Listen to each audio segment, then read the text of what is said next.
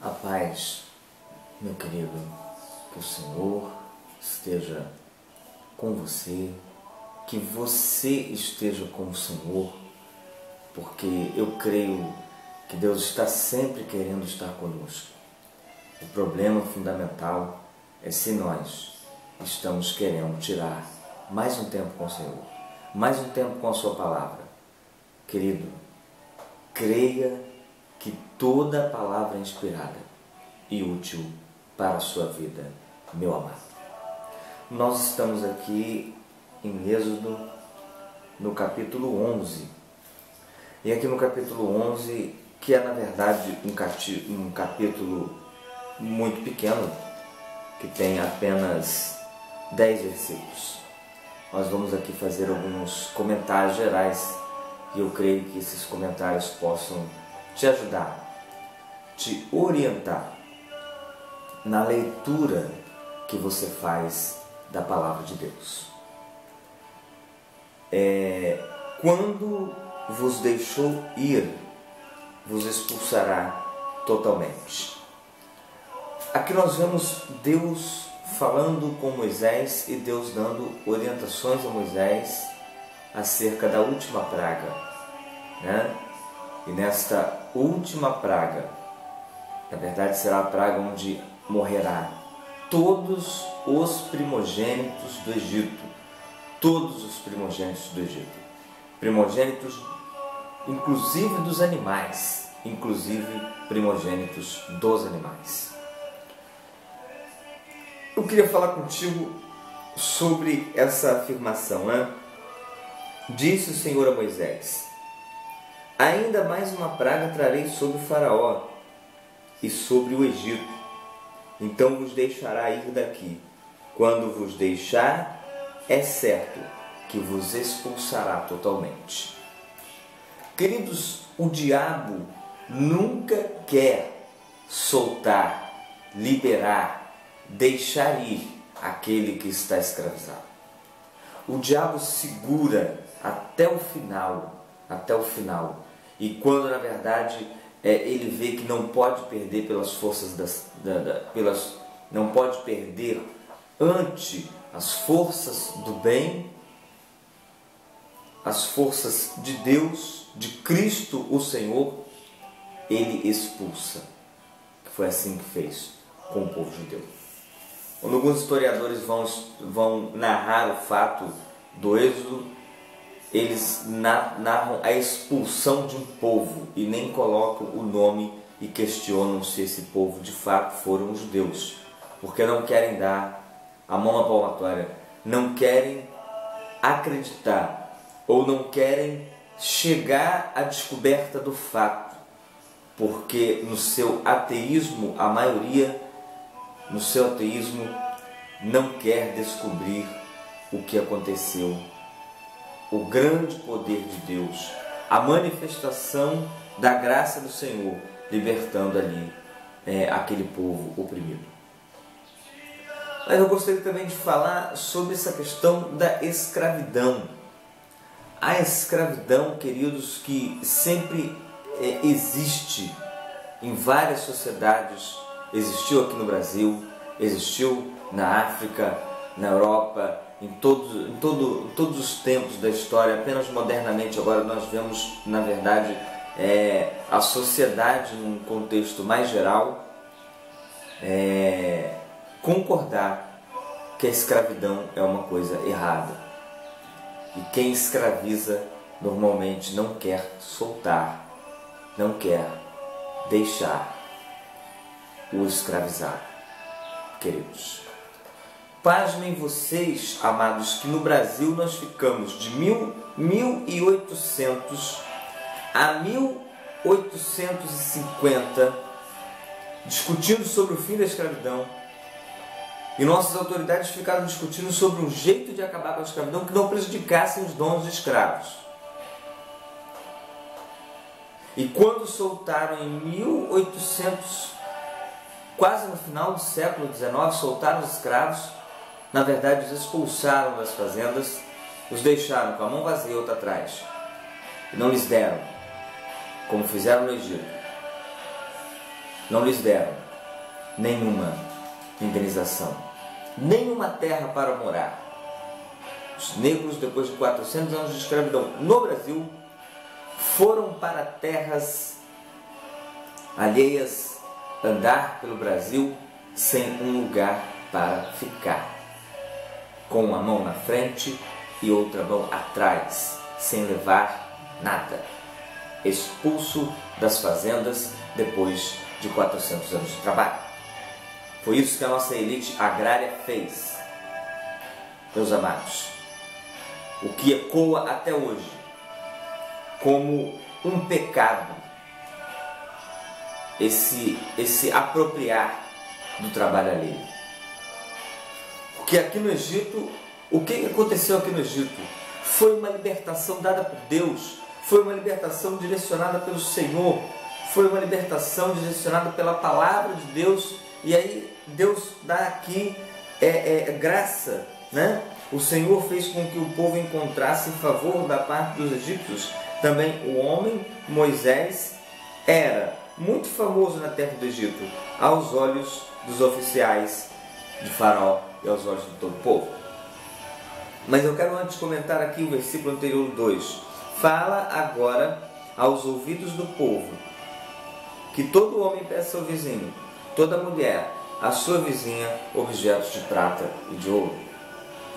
Quando os egípcios saíram, queridos, quando os hebreus saíram do Egito, eles saíram com riquezas que acumularam desde sempre. Só que agora eu quero separar aqui a escravidão do Egito e a escravidão que houve no século 17, 18, 19 aqui no Brasil. A escravidão daqui foi muito pior, porque o negro era, na verdade, um objeto,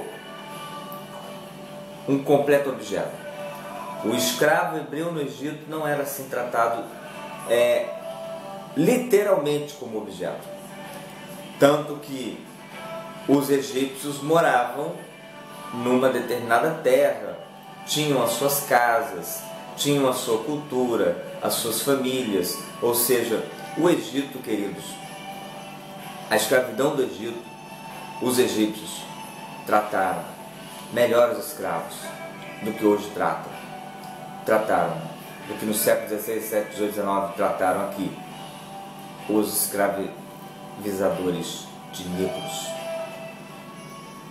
Há que se ter ainda um arrependimento em nossa nação por este ato. E um arrependimento com frutos que venham aliviar. E isso é feito nas ações afirmativas, com as cotas, aliviar a miséria que se alastrou através do Nilo. E aqui nós vemos que, na verdade, do Egito sai todo o povo de Deus com bens, com ouro, com prata, com indenização, porque Deus, Ele chama a liberdade. Chama a liberdade de maneira escancarada. Deus te chama a liberdade. Quero dizer para você que Deus te chama a conquistar, a exercer a sua vida para adorá-lo, para engrandecê-lo. E não importa a condição em que você se encontra, não importa se você é o empregado mais miserável, o mendigo mais desfavorecido, querido, Deus tem um chamado para você e você irá alcançar lugares inimagináveis, se você se entregar para Deus, se você estiver totalmente absorvido pela mentalidade divina. Eu não quero aqui colocar nenhuma revolta contra a escravidão, porque nós não devemos estar revoltados com nada. Tudo na vida, todas as situações cooperam para a glória daqueles que amam a Deus. Estou fazendo um chamado a você, para que você ame a Deus de todo o seu coração, e Deus te libertará. A liberdade deve ser dada por Deus, e Deus nos leva a conquistá-la. para servirmos a Ele. Servir a Ele. Queridos, o que nós encontramos aqui no Egito é algo fantástico, porque tanto Moisés tinha o respeito dos guardas, dos oficiais de Faraó, Moisés tinha admiração de todo o povo do Egito. Na verdade, Faraó tinha uma autoridade tão grande sobre o Egito que ele conseguia governar contrariamente a quase todos os moradores. Porque as pessoas já clamavam, já queriam que os hebreus fossem embora com tantas pragas, com tantas dificuldades, com tantas contrariedades, com tantas mortes, com tantos prejuízos. Mas também não podemos descartar, claro, isso está escrito em todo o texto, duro o coração de Faraó, que Deus endureceu para engrandecer o seu poder, e era necessário que isto se desse dessa maneira. Mas o fato é que a atitude de Moisés, o poder de Deus que havia na vida de Moisés, o poder de Deus que foi manifesto no Egito, e a maneira como Moisés se conduziu durante todo aquele processo, gerou uma fama de Moisés entre o povo egípcio. Gerou uma fama de Moisés entre os oficiais de Faraó. E isso foi dado como graça do Senhor. Foi uma graça do Senhor. Então, versículo 8: todos estes teus oficiais descerão a mim, se inclinarão perante mim, dizendo: sai tu, e todo o povo te segue. E depois disto sairei. E ardendo em ira, se retirou da presença de Faraó. Porque esse versículo 8, na verdade, ele é uma continuação do versículo 28 e 29 do capítulo anterior, a última conversa.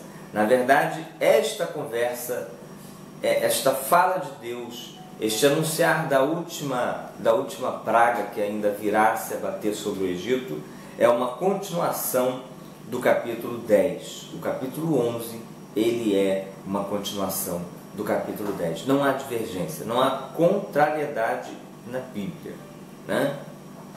E eu aqui termino o comentário deste capítulo falando o seguinte: os 10 milagres e os muitos outros milagres que Deus vai fazer no meio do povo era para tornar aquele povo um povo de Deus.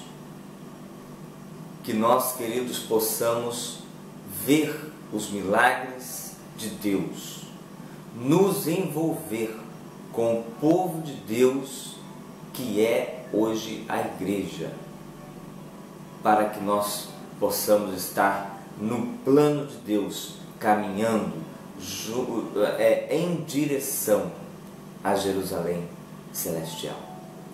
Porque nós não estamos na nossa terra. Não é a nossa terra. Aqui, nesse mundo, esse sistema mundial que está estruturado, ele é governado pelo diabo para oprimir, para matar, roubar e destruir. Que você, querido, que o Espírito Santo possa colocar no seu coração, te revelar a verdade do sistema implantado mundialmente para a opressão do ser humano. E o que você vai fazer? Adorar ao Senhor. Esperar a volta de Jesus.